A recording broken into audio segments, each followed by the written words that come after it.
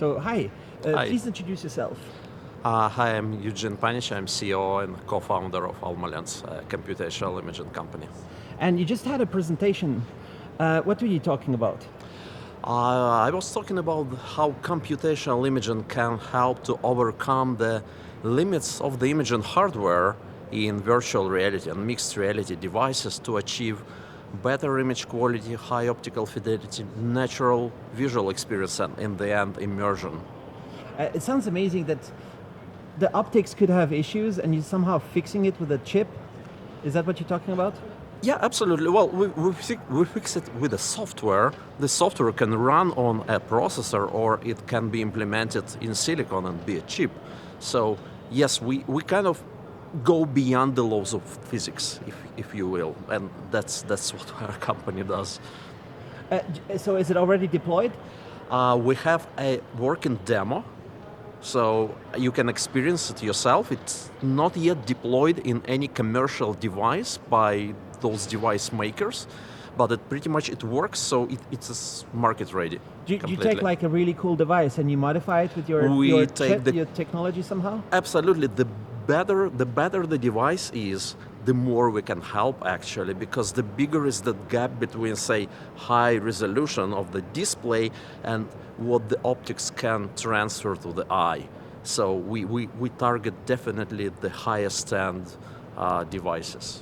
Because it was a fantastic show, display week, to see 4K by 4K or by BOE, yep. And you peek in and it looks amazing. But so they have challenges with optics. Absolutely. Even if they get very nice optics that doesn't cost hopefully more than a Tesla? Absolutely. So it looks great comparing to what you're used to see, but it can be much better. This is the point. And well, if they design super cool optics, in the end of the day, they can further improve the display. They can put 8K, not 4K. And again, the optics is gonna be a bottleneck, and again, we're gonna help.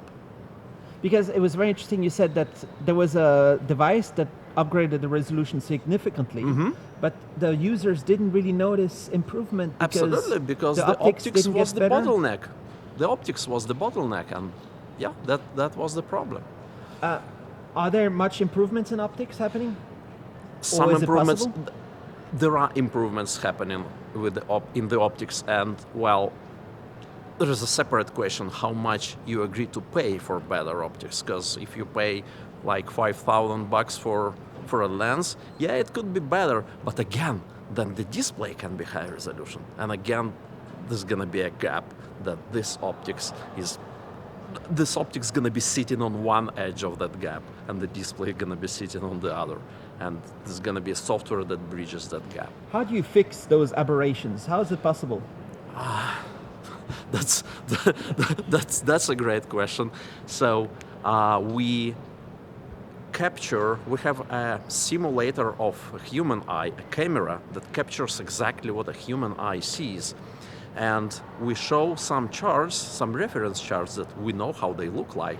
And through those captures, we know how those look like in the VR display, how the VR display optics corrupts that image. And then we use those captures as a data set to train a neural network. So we train AI to produce an image with pre-compensation for those aberrations. So then we kind of corrupt the image in a way that is opposite to the way it's going to be corrupted by the optics. And then those pre-aberrations, introduced by our algorithm, are cancelled out against the aberrations of the lens, and bam, you see high-resolution, clean picture. I kind of think, I'm trying to think of some very popular examples where there's some kind of thing that cancels problems. What are the fields that are where this happens? Because it sounds very strange that it is possible. I don't really understand how you can just fix optical problems. You just kind of like it's just very clever optics and processing. It's just very clever processing. It's but by saying you do not understand how we can do it, it's pretty much the same as I said. Fixing something that is simple we can do it with the conventional math. We can define a function and then calculate some parameters, and okay, it works. Now we have something that we are not sure ourselves how it's gonna work. And the modern answer to that is, well, let's just train a neural network. That neural network is gonna figure that out. And well, that's what we do. I just remember what I was thinking. It's my camera has a stabilizer, IBIS, and it's kind of like constantly compensating for my movements. Is it something like that? That's a great example, actually. That's a great example of how the movements are predicted by a software, actually, that sits in your camera, and they are pre-compensated when your camera moves. So that software kind of makes some motors or whatever MEMS to move your camera in the opposite way. So altogether, it's steady. And in your presentations, you talk about a whole bunch of aberrations that I didn't know existed. Like there's a lot of different things, and it's just all over the place all the time. And it's maybe one of the reasons people only use VR for 5 minutes, and then we need to get through that. Like the guy after from Meta, he was saying Turing test, right? It needs to be just so great that it just... Well, absolutely. If it's not so great, if the quality is low, why would I use it? In the end of the day, it's supposed to be real. And, well, man, it's so far from being real. It doesn't look real, doesn't feel real. And, well, we are here to help with that. And you were talking about some chips, like maybe you were talking about Qualcomm. But then you also talk about ASIC. Potentially,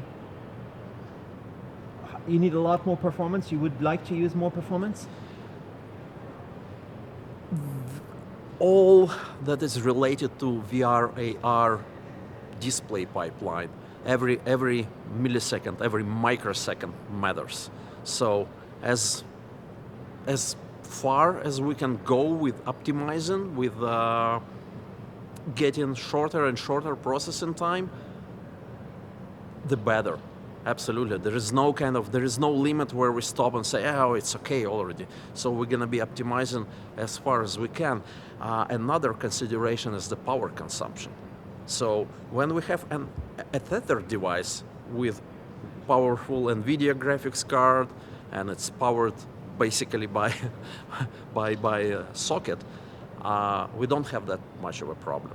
But if it's an untethered device, well, we have to care about every milliwatt of the power. So my website is armdevices.net. So it's exciting to see all these advancements and all these new chips. I talk about AI on the chip, and I wonder if you can go and use all that they are talking about. Quite possible. So we are already using Qualcomm accelerators. So we're using Qualcomm platform in the first place because, well, it's #1 platform for untethered VR, AR devices, definitely. So we use their accelerators. We do not run on a processor. We run on a vector DSP, which is, they call it hexagon. So it's a separate processing unit which processes vectors of numbers, not just individual numbers. And we can utilize other accelerators for sure. We will. Are you a big team? We are 10 engineers. And where are you based? So we are headquartered in Texas. We have guys in Silicon Valley. We also have engineering team in Uzbekistan, Tashkent, Uzbekistan, one of the former Soviet Union republics. So did you have fun in the show? Were there a lot of conversations, I guess? Maybe potential people are trying to figure out how, Yeah, the show was actually great, and it's becoming more and more about VR and AR. A lot of conversation happened that didn't happen before. And this imaging and visual event, which they introduced this year, is just great because, we are a computational imaging company, okay? And we feel that computational imaging gets more and more recognized as an essential, indispensable component for those hardware devices. And maybe it's also because there's some talk and whispers out there in the Silicon Valley that, Microsoft did a bunch of stuff. I like the Google Glass, but it didn't really happen so much there. But there's probably a lot of other stuff happening in their special office secret places. And there's a Apple company talking supposedly something is going to happen. Yeah. So I guess it's very exciting to see if the industry is going to go crazy, like even more than, and also Facebook changing the name to VR. That's what I used Well, to say. we bet on that. I mean, the VR definitely hasn't been picking up as fast as it was expected before, but well, we bet on it's gonna be picking up in the how the guy from the Meta said. How long next time you've few been years. working on this? So we've been around for 17 years already. We actually come from the camera side. We did a lot of imaging technologies for the cameras. So if you know, in smartphones, for example, when you do zoom, they use super resolution to deliver more details. And that was, well, basically productized by us. The first device in the world that used super resolution for zooming was powered by our technology, and we're still there. We deliver to most of the top mobile phone makers. For the VR,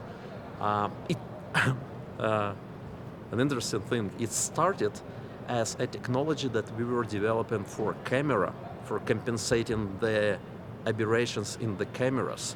And then we saw that, oh, it could be much better applied in the VR space. And then we moved to that. Well, few years. It's going to be a few years.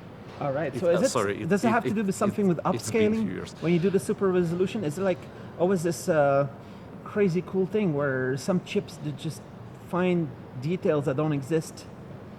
Is there So something like that? there are different approaches. One approach is what they call now AI super resolution, is basically when the chip guesses, oh, that's a moon, or that's something else, or There was recently, oh, yeah. that's Nicholas, Yeah. and places that moon instead of something that isn't necessarily moon, or it places your face, which is somehow learned from the data set, when it's not necessarily you, it could be someone that looks like you.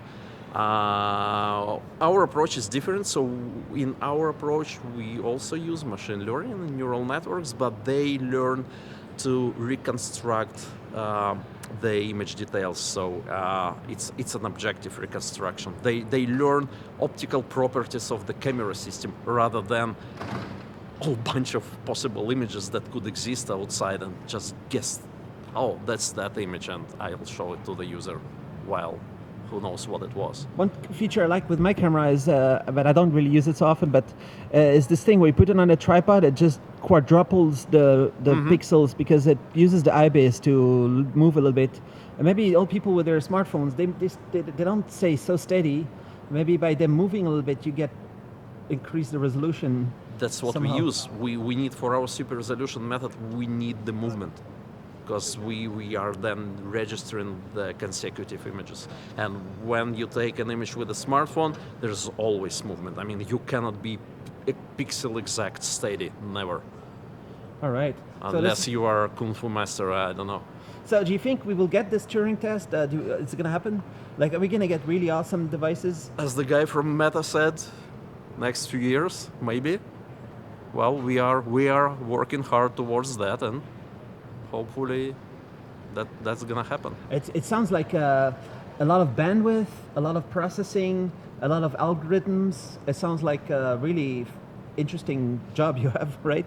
Oh yeah. And your company, oh, yeah. right? Oh Is yeah. it It's like that? It's exciting. It's compression. It's exciting. and, It's like when you make something, when you, as I said in the beginning, when you kind of go beyond the laws of physics, well, you do the impossible. That's what makes our heart sing, you know. And I like the see-through. What's it called? The pass-through. Pass-through camera, VR. see-through camera. Is yeah, there they anything could. like that out there where people are trying to do that? Oh yeah, it's out there. They use it.